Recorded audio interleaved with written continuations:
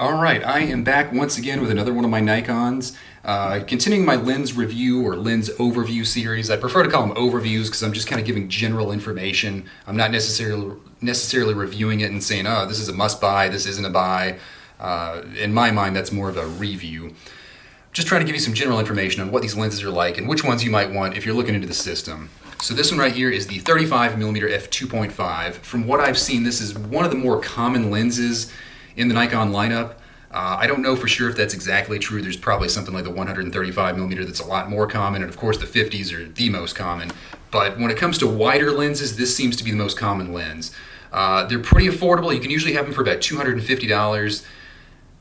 Sometimes you might seem a little cheaper. I've definitely seen them go for a lot more. It does seem to vary. There are chrome and black variations that seem to occur in about equal numbers. There's also, you kind of have to pay attention because there are different body styles. Some of the older 3.5s have sort of a narrower body, but some of the later ones are built into this exact same body. So that's kind of a strange thing to look out for. There's a lot of variations is what I'm saying, so make sure you're buying the one that you want to buy. So in this overview, I'm gonna stick to talking about this particular f2.5 variation. I have some other 35mm lenses that fit the Nikon S mount, but I'm not really gonna talk about them right now. I think later on I'll put a video together where I do sort of a comparison and maybe more of a review and compare a few of the different lens types. But that's probably a good ways down the road because I need to gather a lot more sample images. But this is a lens I've used a lot. I've had it for a little over a year. I probably bought it right around the same time as the 28mm, strangely enough. But I usually use it on the S3 because it has the S3 has the built-in 35mm frame line, so it's very easy to use. And to me, in my mind, this is just a good carrying around lens, as I like to say. Some people might say, oh, well, are you using it for like street photography and carrying it around? And I guess I'd say, sorta. Because I just like to have a camera with me and carry it around and take pictures of cool stuff I see. And this is a really good lens for it because it's got a fairly wide point of view, but it's still pretty fast. It's got a 2.5 aperture, and I always find the 35mm point of view to be, to my personal taste, one of the better, more versatile points of view because you can get relatively wide images so you can capture a scene, but it's still narrow enough. You can sort of do portrait work if you get close enough. I know it's not really ideal for that, but I value having a compact, versatile set rather than a super accurate set of, well, I'm going to use this 85 for a portrait lens and this 28 for a landscape lens. A lot of times it's just nice to have a lens you can pop on the camera, walk out the door with, and not really worry about it. And I think this is a good lens for that because, like I said, you've got a lot of versatility here. It does have a focusing scale that's pretty broad, so if you close it down to f22, you'll get a very broad field of view. Not everything will be in focus, but almost everything will be in focus. I think the 28mm lens is a little bit more forgiving with the focus, and from what I've seen with the results when I was putting together these videos, I think the images off the 28, generally speaking, are a little bit sharper. The 35 is still a pretty good lens, though. It's sharp. You can pull a little more bokeh out of it, a little more depth of field, especially if you open it up wide and get relatively close. You can pull some off. It's not going to be great, but you can definitely get some. And the bokeh quality is very nice. It's very smooth, and it has that very nice kind of, I guess what people refer to as a dreamy quality, where everything just has that nice kind of look to it. It's just very soft and I always describe it as looking almost like patches of camouflage, where you can tell there's something back there, you can kind of see there's some shapes, but you can't really make out any textures and things like that. It's just kind of a very vague, abstract background. You can do that to a certain extent. It's not going to give you the best bokeh, but it does give you some.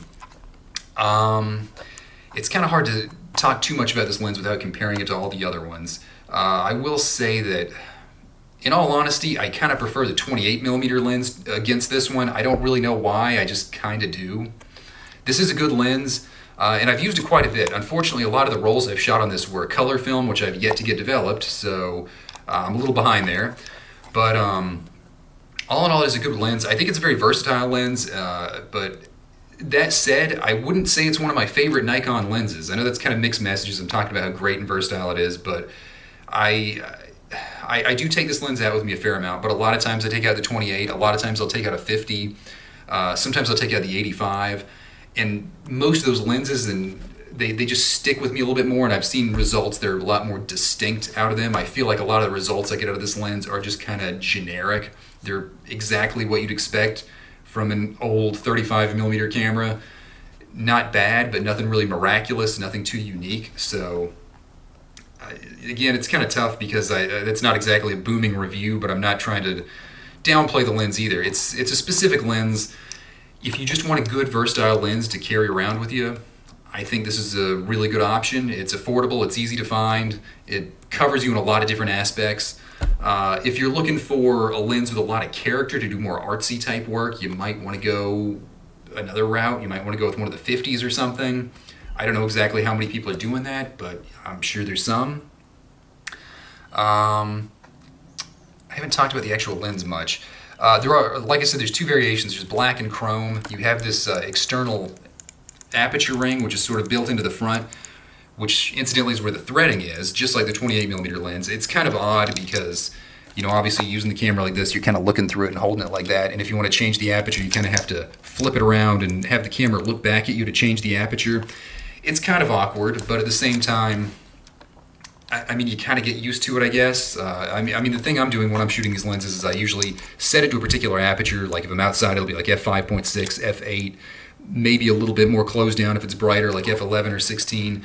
I have the light meter on. I have it set to that particular aperture, and then I just kind of adjust the shutter speed based on whatever the meter reading gives me. So that's a pretty easy way to do it. I guess kind of an aperture priority, you might call it. And I've gotten pretty good results with this lens and camera, and I find that combo pretty easy to use. Where would I go from there? I don't know what else to really say about it. I will say that in the past I did buy a third-party lens hood, one of those cheap radial lens hoods that's made out of like sort of aluminum that comes from China. And I fitted that on this lens and it seemed kind of cool, and then I took it off and it kind of like messed up the aperture ring and loosened it, and it started like pulling the entire lens apart. So I had to open it up and kind of screw the front part of the lens back in and then go into the back. And there's actually a little screw back here that I guess was kind of loose, and I had to tighten that and put it back together. And it's held up pretty well since then, but that was kind of a surprise the first time that happened. And I haven't seen that on too many lenses, but it did happen once when I used that old lens hood on this lens. So I would say be wary of those cheap aftermarket lens hoods. Another thing I noticed with those lens hoods is if you put them on these wider lenses, a lot of times you'll get a little bit of, you'll sort of catch a little bit of the lens hood in the corner of the frame.